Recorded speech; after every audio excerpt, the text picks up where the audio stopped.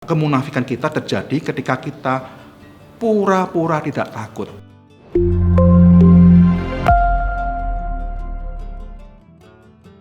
Shalom saudara-saudaraku yang kasih, hari ini kita akan bahas mengenai kata munafik. Seringkali kita mendengar orang berkata, orang Kristen kok begitu? Perkataan dan tindakannya tidak sama. Tiap hari baca Mazmur 91, tetapi bersalaman aja tidak berani. Bahkan sekarang gereja ditutup. Berkata jangan takut, tetapi juga takut. Perkataan dan tindakannya nggak sama. Orang Kristen munafik. Saudaraku, apakah arti munafik? Apakah kalau perkataan dan tindakan kita tidak sama itu munafik? Kalau itu arti munafik, berarti Daud juga munafik. Karena Daud sangat ketakutan ketika ditangkap oleh Raja Akis di Gad. Tapi pada saat yang sama Daud menulis Mazmur 56 yang berkata, kepada Allah yang firman-Nya kupuji, kepada Allah aku percaya, aku tidak takut, apakah yang dapat dilakukan manusia terhadap aku? Daud berkata di Mazmur 56 sampai 2 kali berkata dia tidak takut kepada manusia, tetapi dia takut ketika ditangkap oleh Raja Akis. Apakah Daud munafik? Bagaimana dengan Tuhan Yesus? Tuhan Yesus mengajarkan kepada kita supaya kita tidak takut kepada manusia yang sanggup membunuh tubuh kita saja, tetapi takutlah kepada Dia, kepada Allah yang sanggup membunuh tubuh kita dan melemparkan jiwa kita ke neraka. Tapi Tuhan Yesus juga mengalami rasa takut itu. Lukas berkata bahwa ia sangat ketakutan dan makin sungguh-sungguh berdoa, peluhnya seperti titik-titik darah yang bertetesan di tanah. Padahal ayat sebelumnya berkata bahwa seorang malaikat datang untuk menampakkan diri kepadanya dan memberi kekuatan, tetapi Tuhan Yesus tetap ketakutan dengan sangat. Apakah Tuhan Yesus munafik? Munafik berasal dari kata Hippokrites, dalam bahasa Inggrisnya hypocrite. Artinya adalah an actor, a stage player, pemain panggung, an actor, a dissembler yang di luar dan di dalam tidak sama, a pretender, berpura-pura. Matius 23 ayat 27 sampai 28 berkata, celakalah kamu hai ahli-ahli Taurat dan orang-orang Farisi, hai kamu orang-orang munafik, sebab kamu sama seperti kuburan yang dilabur putih, yang sebelah luarnya memang bersih tampaknya, tetapi sebelah dalamnya penuh tulang belulang dan berbagai jenis kotoran. Demikian jugalah kamu, di sebelah luar kamu tampaknya benar di mata orang, tetapi di sebelah dalam kamu penuh kemunafikan dan kedurjanaan. Jadi Tuhan berkata, munafik itu bukan perkataan dan tindakan tidak sama, tetapi munafik itu adalah keadaan di mana bagian dalam dan bagian luar kita tidak sama.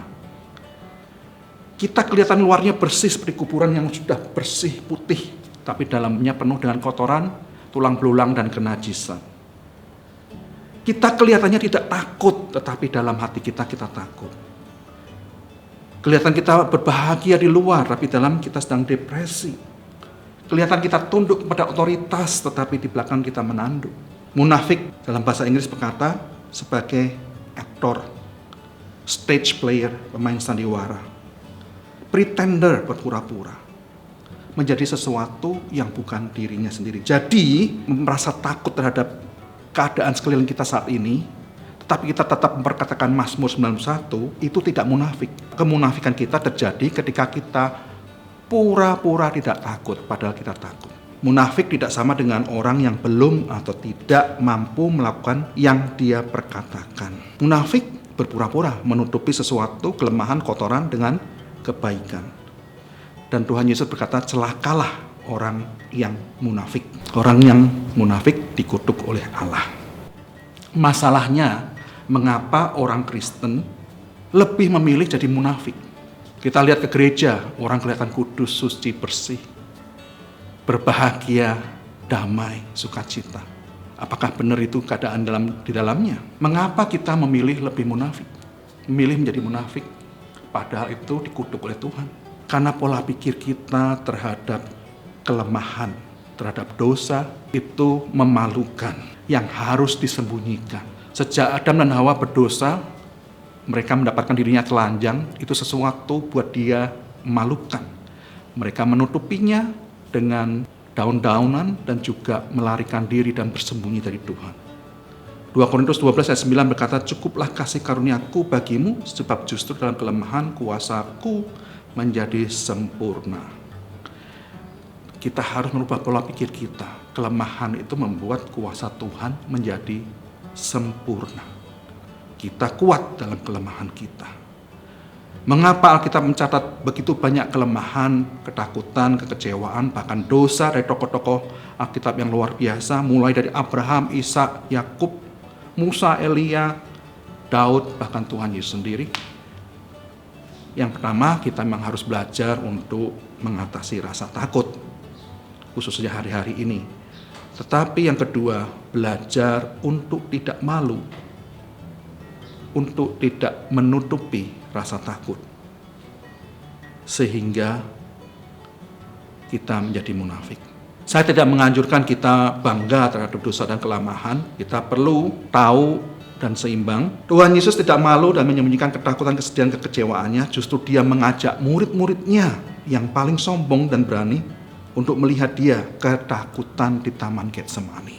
Ibrani 5 ayat 7 berkata, dalam hidupnya sebagai manusia, ia telah mempersembahkan doa dan permohonan dengan ratap tangis dan keluhan kepada Dia yang sanggup menyelamatkan dari maut. Ratap tangis dan keluhan, dia dalam bahasa Inggrisnya wailing, strong crying, menangis dengan suara yang keras, dan dia itu tampilkan di hadapan para muridnya. Saudaraku, mari kita hidup tidak munafik. Apa yang di dalam, itu yang ada di luar kita. Kita perlu hidup jujur, tidak perlu pura-pura, tidak perlu menjadi aktor. Mari rubah ke pola pikir kita, berani terbuka sebagaimana Yesus terbuka terhadap kelemahannya. Mari kita berdoa, Tuhan Yesus mampukan kami untuk hidup jujur apa adanya di hadapan manusia, sehingga kami sungguh-sungguh boleh menyenangkan hati-Mu. Kami tidak munafik, tidak menjadi pura-pura, tidak hidup berpura-pura, tidak hidup seperti aktor atau pemain sandiwara. Kami hidup sesuai dengan iman yang telah Engkau berikan kepada kami. Di dalam nama Tuhan Yesus, kami berdoa khususnya dalam menghadapi ketakutan COVID-19 ini, Tuhan. Mampukan kami hidup tanpa kemunafikan. Amin.